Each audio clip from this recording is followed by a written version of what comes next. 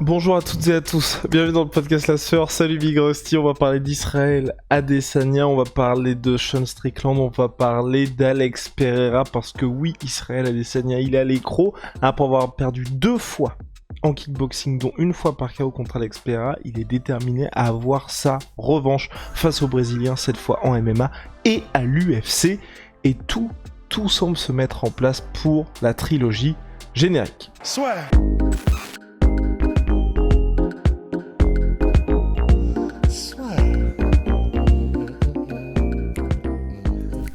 Entre dans l'octogone avec Unibet. Qui sera le vainqueur du combat? En combien de rounds?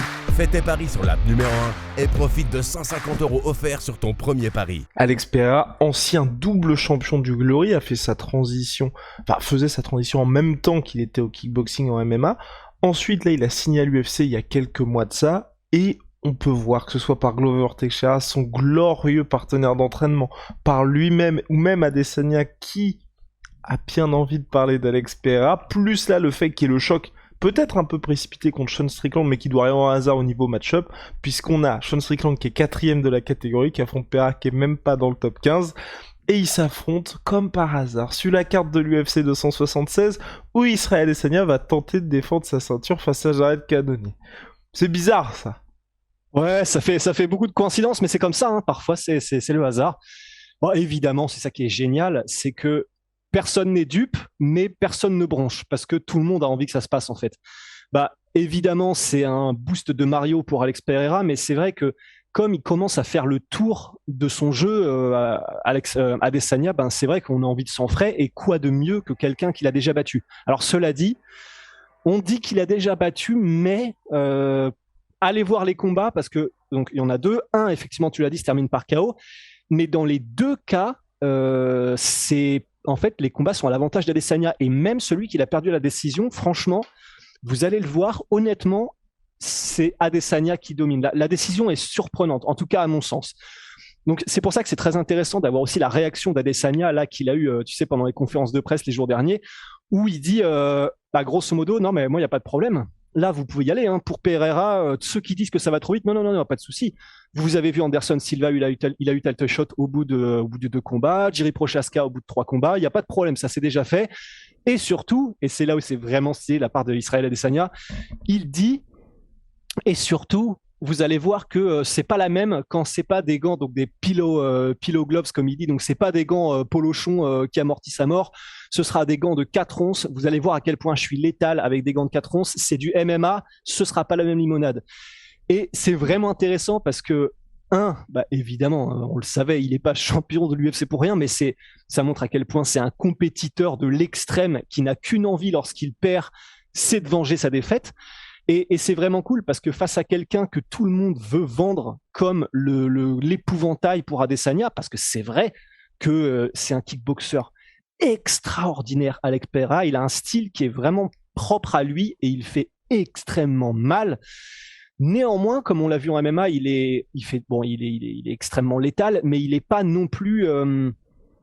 Il a galéré. On l'a vu contre ses derniers adversaires. Il a dominé, il a su s'en sortir. Il a fait beaucoup de progrès, notamment dans sa lutte, grâce à Glover Teixeira, avec lesquels il s'entraîne. C'est un de ses meilleurs amis et ils s'entraînent ensemble. Il a beaucoup progressé, mais on a vu que c'était pas non plus.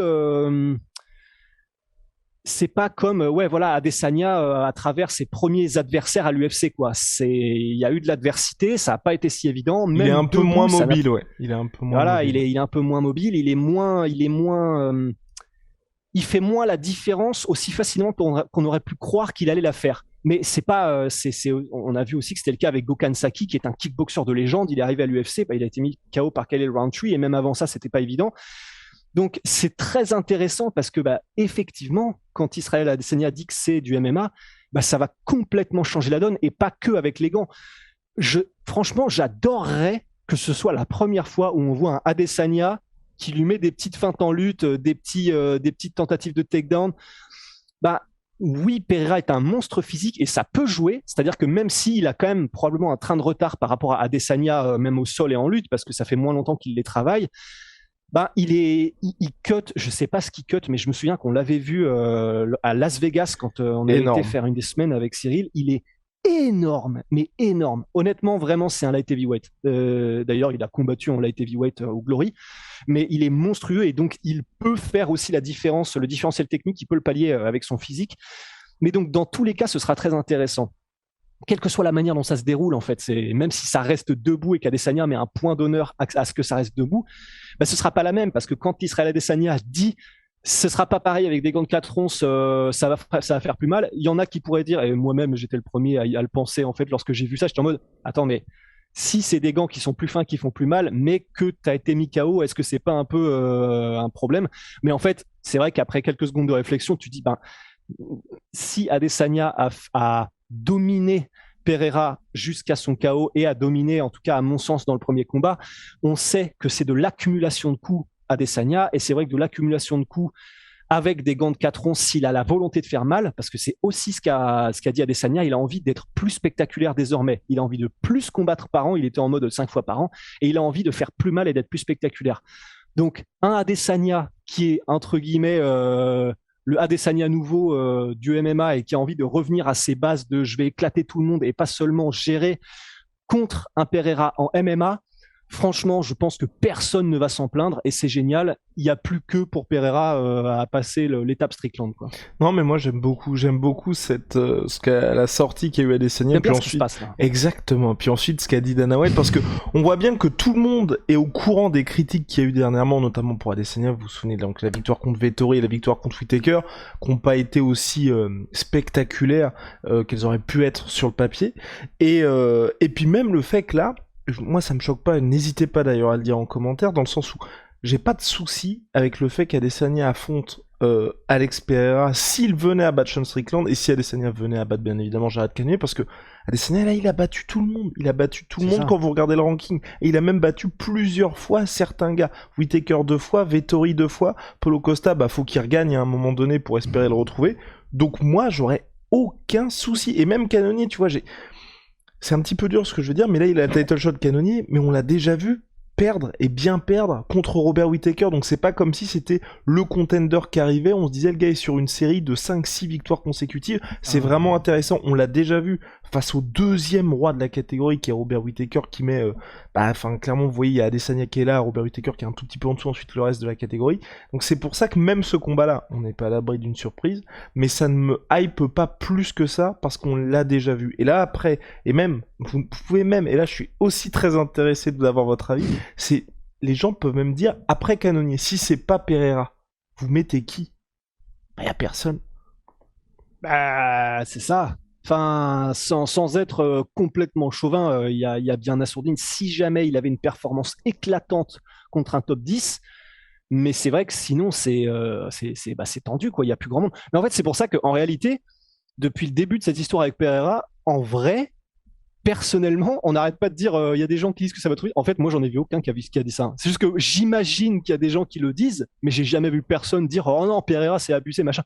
En fait, je crois que tout le monde est chaud en fait. Hein. Par contre, ce qu'il convient de dire, ce sera le mot de la fin, c'est vrai qu'on est chaud parce qu'Adesanya, il est déterminé là à faire mal, il est déterminé à prendre sa revanche de manière éclatante face à Pereira.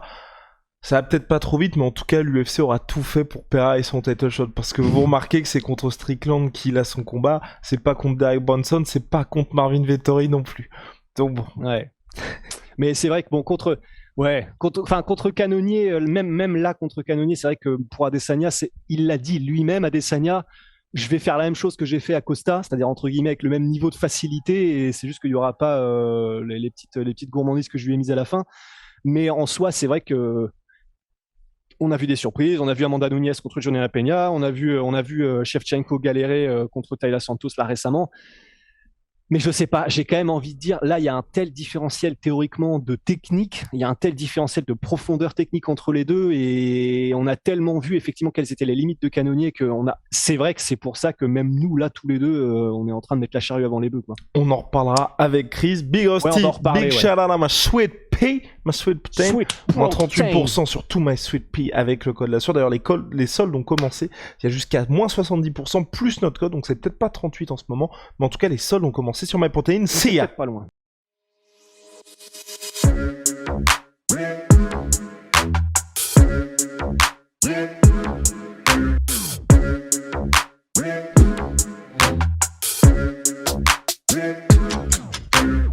fucking coming for you!